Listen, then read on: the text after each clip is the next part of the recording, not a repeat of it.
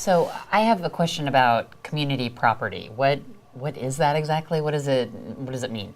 Well, community property is a system we have in Texas, also in California and several other mostly western states, that says that if you're married for both divorce and death purposes, that whatever you own is presumed to be owned by both of you.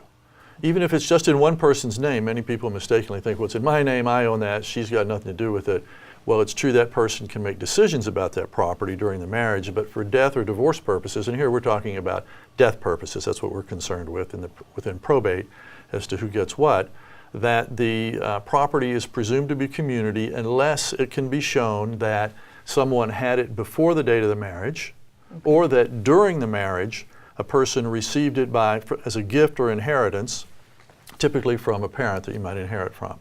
But otherwise it's going to be considered to be community property. Okay, so I have a sort of follow-up, I think it relates. I have an aunt who is in her 70s, and she has met a man, and they're engaged, and they both have been previously married, have their own children, have their own wills for their own kids, and then someone was talking to them about doing a prenup, and that just seems a little crazy to me. Well, it may be because you think, well, if they're in their mid-70s, right, you think of prenups and divorce. But here, it's an important issue for them really because while they're married, they each have their own investment accounts, say, and they're separate. One could be at Charles Schwab and one could be at Merrill Lynch, and that during that time, they're going to get dividends and interest income from their investments, presumably. And in Texas, the income, while their investment accounts are separate property, they each had that coming into the marriage, but that income that you get from your separate property is community property. Oh. And then they reinvest that in their other separate property and it starts to get mixed up. And the longer they live and the more years pass, the more mixed up it gets until it gets to be what's called commingled. And then it becomes an accounting nightmare, an expense to try to sort it all through. Okay. And then it can get to a point where if it goes on so long and things start to get mixed that it could be considered community property. And then at the time of someone's death, the first one to die, then their kids are all going to have to sort all that out.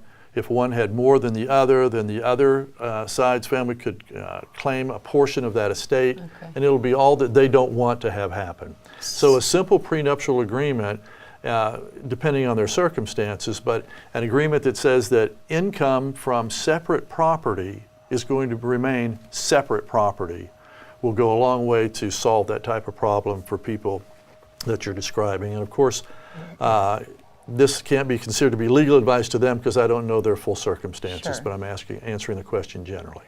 Basically, a prenup just simplifies things. It doesn't have to be any huge document. It might just simplify the answer. Well, sometimes it takes more than a page or two, and it depends on how extensive people want to go with it. Okay. But one that says that income from separate property is going to be separate property instead of community doesn't have to be that long. Okay. But a lawyer does need to prepare it. Okay, great. Okay. Thank you.